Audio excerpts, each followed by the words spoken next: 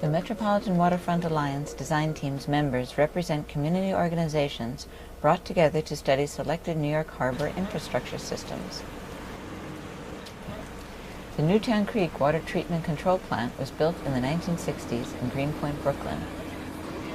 Here, millions of gallons of raw sewage are processed every day. Effluent is pumped here from stations in surrounding boroughs, where it goes through a series of treatment to remove contaminants. When approximately 75% clean, it can be pumped back into the East River to be recycled. Each step of the process is designed to gradually reduce pollutants in the water in only 7 hours. These steps are primary treatment, secondary treatment, disinfection, thickening and digestion, dewatering, and removal. Digested sludge is transferred by nearby boat to be dewatered in the Bronx. The plant is currently undergoing a major upgrade program, which will make it a truly 21st century facility. Effluent is actually considered influent when it flows into the plant through the sewer system, either by gravity or by powerful pumps such as these in the main pumping station. In the screening chamber over the holding tanks, large objects, such as cardboard or plastic, are lifted from the raw liquid sewage below with mechanized rigs, so they can be dewatered and compressed. In wet weather, more of this material ends up here because it is washed down storm drains. The extruded screenings are then trucked to landfills. Trash, grit, grease, and large pollutants are removed from the wastewater, leaving a primary sludge before secondary treatment. The white tanks are odor controllers containing charcoal filter elements. This is the wet well tank, where heavier solid particles settle to the bottom of the wastewater and are pumped through cyclone degridders, which separate sand and gravel. At this stage, around 40% of the pollutants have been removed from the wastewater. What is left after trash and large pollutants are removed includes commercial grease and oil, organic household waste solids, and other waste contaminants or sludge, which is sent to primary settling tanks before being disinfected. Until recently, the plant was powered in part by giant methane generators, which have now been dismantled and replaced by electrical power from Consolidated Edison, a local utility. Requiring enough power to supply a medium-sized town, the cost of running the plant has escalated. The quantity of methane, a potential fuel, produced here from waste gases is considerable, but the DEP presently uses it minimally to heat boilers and burns off the rest. The water treatment plant of the future. It's being built today with an expected completion date of 2012. At a cost of some $2 billion, the award-winning Newtown Creek Water Treatment Control Plant upgrade program, designed by Stephen Polshek Partners, adds 17 acres to the original site since construction began in 1998. The 130-foot-high egg-shaped digesters will be visible for miles. The new state-of-the-art plant will not actually increase wastewater processing capacity, but will operate cost-effectively to minimize emissions and improve contaminant removal to federal and state requirements of 85%. A group of Greenpoint residents, the Newtown Creek Monitoring Committee, has been working actively with the DEP to monitor environmentally safe design and construction. 2 artist plans have been approved for the Percent for Art program amenities. Internationally acclaimed artist Vito Acconci has created a publicly interactive main building. What our project tries to do, in general, is nudge the edge of the plant, displace the edge of the plant to make room for people. The concrete base winds into the pool, so you can sit in the middle of water. Site-specific artist George Tracus's Nature Walk project will lead visitors through the plant to a waterfront promenade on Whale Creek. We're calling it a nature walkway, so I really started developing a kind of signage that would really become a real learning tool. The sense of a nature walkway, you know, it starts getting more and more fulfilled as an experience, not in terms of just, you know, sitting there and looking out at what people are really somewhat anxious about, a marine transfer station or an automobile recycling situation, but can look inside the park parameters and learn from what the site was before. In this space in here is where the granite slabs get stepped down. Structurally now we finally got it solved. Bulkheading with another sheet piling wall back in there with tiebacks, and then with fabric and riprap, and then over that I placed the granite. There's a lot of granite. We're talking like 120 feet. Grand kind of staircase stepping down into the water. So when the water comes up, the high tide laps into it. When it goes down, she laps down to the edge. So I have a feeling that this area will be well used. People sitting, talking, picnicking, fishing, kayaking, whatever. Both of these projects are sponsored by the Percent for Art project, which stipulates that 1% of a project's cost be spent on public art amenities. Sludge digesting takes place in these geodesic domes where bacteria grow. After biological treatment, when pollutants are consumed, the aerated or activated sludge then flows to the settling tanks. It takes from 3 to 6 hours for the wastewater to pass through these aeration tanks. Aeration allows heavier waste particles to reach settling density and separate from the organic matter, which will be broken down by bacteria. This building houses a bucket elevator and incline screw, which separates heavier material by gravity. The suspended organic matter then flows into nearby tanks, where it is consumed by millions of hungry microorganisms. These microorganisms eliminate biochemical oxygen demand, or BOD, which, if untreated, would seriously reduce the oxygen levels in our rivers. When the microorganisms eat the suspended organic solids, they get fatter and settle to the bottom, where they are collected. A portion of these microorganisms are recirculated to aeration tanks, where they actively reproduce to provide new concentrations of hungry bacteria. In this way, the water is cleaned to within 75% removal, which conforms to present federal and state laws to ensure that effluent quality, as it's pumped into the East River, is fishable and swimmable.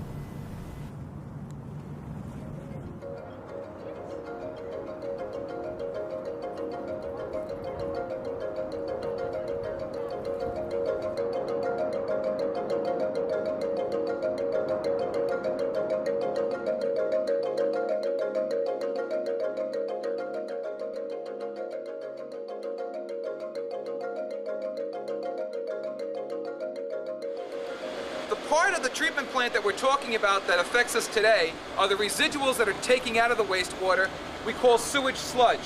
We have a pipeline that exists now between the Newtown Creek plant and the East River sludge storage facility that we're at right now. Once we fill up the storage tank, if the tank is full and we open the valves, about 400 or 500 feet is the dock where we have the sludge vessel pull up. We have a flexible hose that attaches to a pipe from the dock to the vessel itself, and we load. We displace the sludge from the tank into the boat, and the boat drives away. We do the same thing again tomorrow and the next day. As you can see out here by the East River, we have a docking facility in which the motor vessel comes 7 to 9 times a week to take this material away. And the vessel sails up the East River to the Hunts Point facility where it's dewatered. Now, once we put that new pipeline in and we're able to pump directly from the plant to the vessel, the need for this facility here where we're standing no longer exists, and therefore it can be turned over to the community in one of the various scenarios, either converted or turned over for swapping land for parkland, or making this the parkland, or getting better access to the waterfront. We're just fulfilling our obligation of the facility plan of bypassing the tank and turning this property over to the community. And that's why we're here today, to hear some alternate ideas of what this facility could be turned into.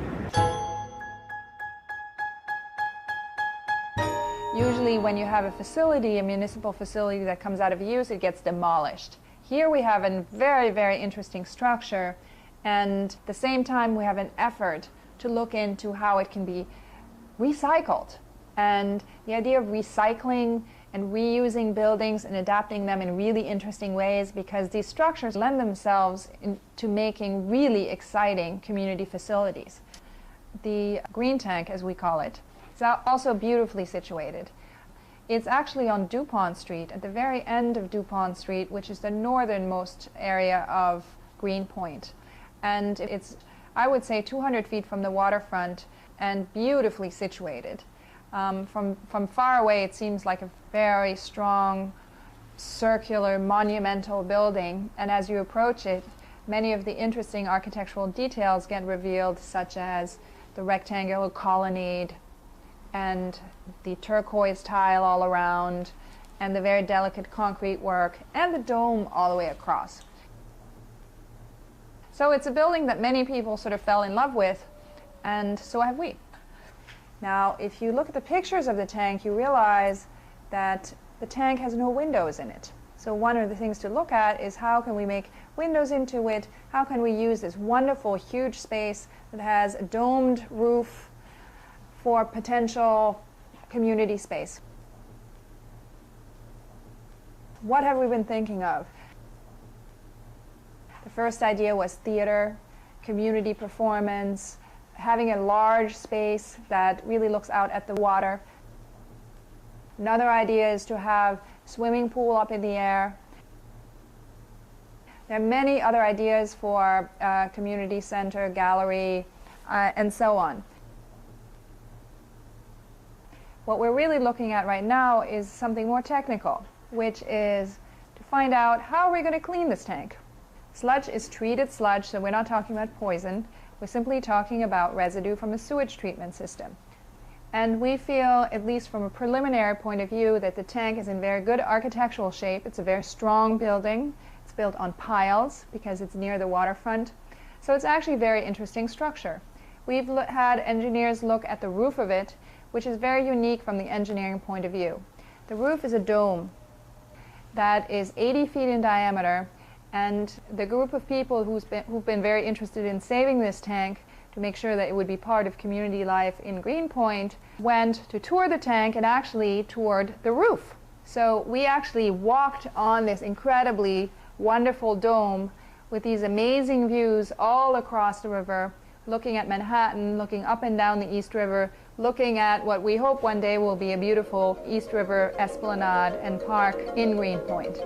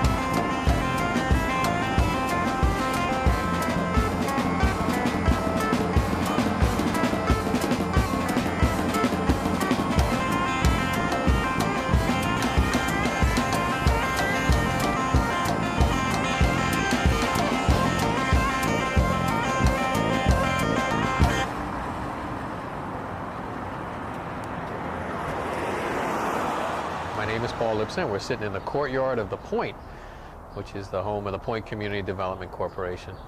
Point is a community center in Hunts Point, and we're dedicated to youth development and the cultural and economic revitalization of our community, the Hunts Point section of the Bronx. That means helping to revive the natural environment and the built environment. And instead of looking at Hunts Point as a godforsaken industrial zone, cast off, marginalized by the rest of the city, we saw it as a peninsula surrounded by water with great opportunities for parks and ferries and waterfront concerts and performances and all those things that add to the quality of life. When we find activities that engage kids in cultural undertakings at the waterfront, where we're sort of hitting all the things we like to do at once. We're helping to revive the waterfront, build constituencies for clean water and clean air, and at the same time we're using culture sort of as a lever to get people involved in that. There's 690 acres in Hunts Point. Only a small percentage of it, maybe 30% of that land, is residential. The rest of it is industrial, and that affects the residential neighborhood. Trucks have to pass through the residential to get to the industrial. Great chunks of land belong to the city, and so the city is doing a couple of big things. They're building the Fulton Fish Market, or the new Fulton Fish Port, as they say, out here in Hunts Point, and they're expanding the sewage treatment plant. And the designs that the city has been putting forth are still, in our opinion, traditional in the sense that they tend to be truck dependent, anticipating most inbound and outbound freight will be by truck and not train. You know, you'll find a way that the rest of the people in New York City, I think, will appreciate the Fulton Fish Market better if it's more of a friendly facility than the Hunts Point Market is. You know, and more transparent, that people can see what goes on there instead of making it a prison, which is what the Hunts Point Market looks like. It was designed to accommodate barges, doesn't use any waterborne transport. Inbound and outbound trucking is remarkable. I mean, it's probably 10,000 plus trucks a week just for the Hunts Point Market. And the internal combustion engine on land-based transport has taken an enormous toll on air quality, on efficiency, and even on cost. Most cost-effective way to do this is also the most environmentally sound way, and that's by water. We're going to look at a couple of points along this greenway where the Bronx River is particularly wide and beautiful and untouched. And one of the consequences of having the market here since 1967 was that they walled off the river. Bad for people, but it did protect it in a way, because there is no longer a possibility of dumping cars throughout most of this area. This is one of the main truck routes in Hunts Point Garrison, and something we're trying very hard to change. Although we have yet to be able to convince the people at New York City DOT. The railroad track certainly preceded the highway. In fact, this was, years ago, a pretty sleepy street. Just past here, through this rail line, through that tunnel, is a cement plant. An important link in the Greenway. When this does become a reality, we need to figure out how to get people on this side of the river from the cement plant into the sculpture garden site and then wrapping around to the Lafayette site. There have been many different proposals. There is one temporary proposal to bring people up, along, down, across at Bronx River Avenue, and then back up. It's kind of a zigzag. The easiest way, but perhaps not the safest or smartest way, is to just walk through the rail tunnel. Rail tunnel has some great graffiti art in it, but trains are so few and far between. It's not so much a problem from the trains, but not the greatest way to bring kids to see a park. And until that connection is made, Hunts Point, the isolation of Hunts Point is reinforced by the separation between these potential greenways. Greatest thing is to take groups of kids boating. They tell their parents about it. Hey, there's a river here. And some of the parents remember before the Hunts Point Market came here, when people used to come out to the waterfront to go fishing, and that's starting to revive again. And people all over the city, of course, are looking at their waterfront as not something unwanted, not something that people want to stay away from, but as an asset. And that's happening in Hunts Point.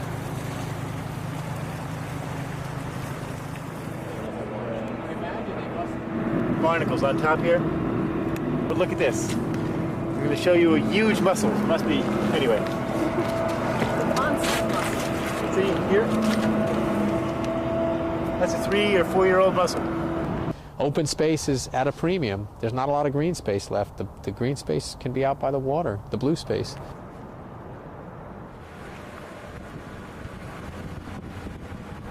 We're starting to have businesses looking at themselves and saying, hey, we have neighbors here. This company had been dumping some fuel oil from their water separator into the river, or contaminated water, I guess.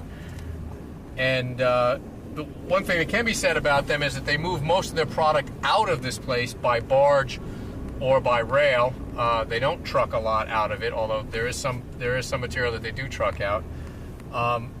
That being said, they are complicated neighbors, because very often we'll have auto parts and other things fall over the fence to our park. We've complained numerous times. We met with their CEO, and they finally agreed to move back their piles away from the fence a little bit, which has helped us.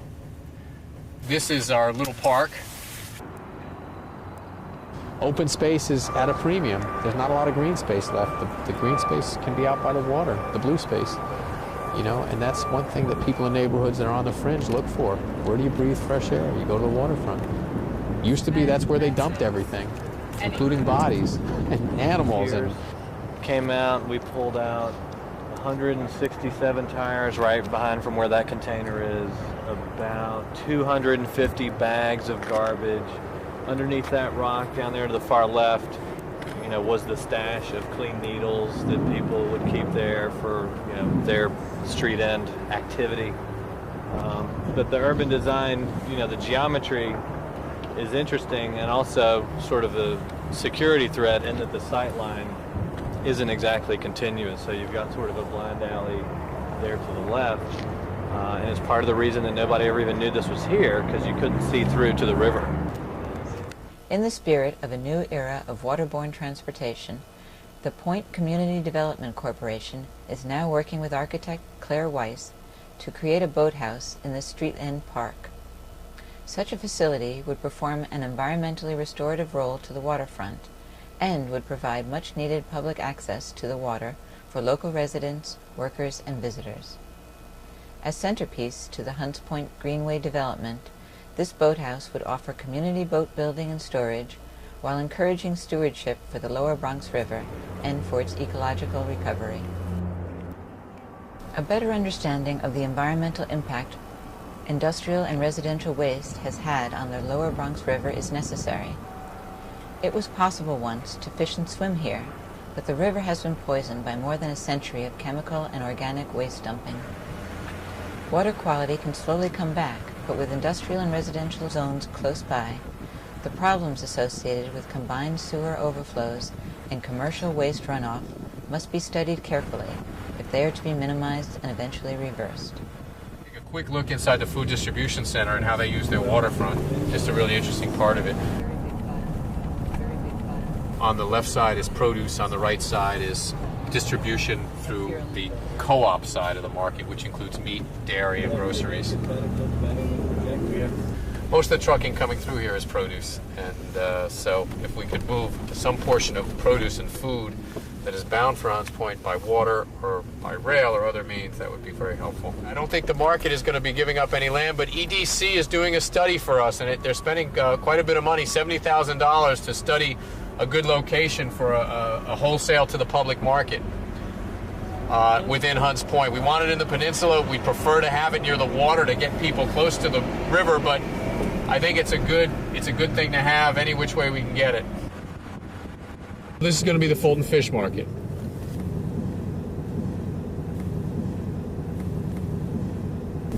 So you can see these are fish distributors, Slavin and Crown and so on.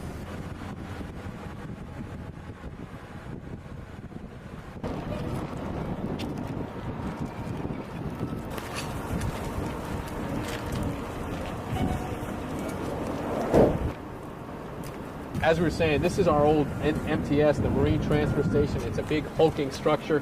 I have an old picture of a swimming pool that was floating out here in the East River off Hunts Point. And the way I see it, I think that was built on the piers of the old swimming pool. It's sitting here. I don't think sanitation is ever going to reactivate it, because we'd like to see this reused for moving produce, especially off-season tropicals that come through Kennedy Airport, and fish, because the Fulton Fish Market is going to be just on the other side of this street right over there. And it's a complicated ride from Kennedy, but there are ways to do it, and we think our elected officials are interested in this. We think it's a good opportunity for the neighborhood because it also creates some opportunities for jobs near their facilities. Up to 40% of the fish seasonally coming into Fulton Fish Market comes out of Kennedy. I don't know what kind of air freight comes into LaGuardia. That's something that needs to be explored.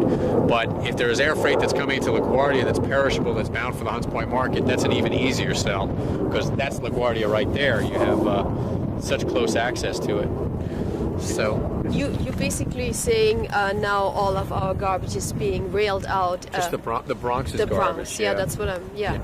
Is there any place else in the Bronx, a MTS, that could be used again for barging? Of garbage. If you turn this, because garbage is always going to be here. Yeah. If you turn this into something else, what are you going to do with your garbage? Are you basically cutting the only MTS in the Bronx existing out of the picture forever? That's my question. Well, this will probably, I can almost say with certainty, never again be activated for garbage because of the Hunts Point market is so powerful, and with the fish market right there, it's not going to happen. Although it does happen in other places. We have been asking for ways to move garbage by rail that are efficient and quick, or to move garbage as long as it's the Bronx's garbage. The issue for Hunts Point has been the major plans were to barge garbage to Hunts Point, at least 40% of the city's residential waste, and then move it out by rail. But essentially the point is an isolated, well, it's isolated if you look at land transport. If you look at water transport, however, it's perfectly located to bring barges to it. Yeah. So you couldn't do better than by barge or boat. It sticks out in the water. It was actually identified by Gouverneur Morris as one of the areas that wanted to set up the Port of New York, and it's still a good place for it. Each day at the Hunts Point Market and the new fish port, large volumes of organic waste can be recycled as compost and fertilizer. On-site composting stations would generate a commercial product which could also be used locally to cultivate abundant green spaces along the river's edge. VC Paper is a privately owned company that recycles consumer waste paper to make cardboard for packaging. Located in Staten Island, just north of Fresh Kills landfill, VC Paper's recycling provides an economic. VC pays the city some $30 a ton for waste paper and saves the city $60 a ton in exporting fees. In this way, the city saves $90 a ton for recycling paper. 70% of the paper to be recycled arrives here by barge from the 59th Street Waste Transfer Station on the Hudson River. VC receives 7 or 8 barges a week, each of which carries 500 tons of waste paper. This mill processes 250,000 tons of paper per year. Here, 35 to 40% of all the city's paper waste, around 180,000 tons, is recycled into corrugated cardboard boxes.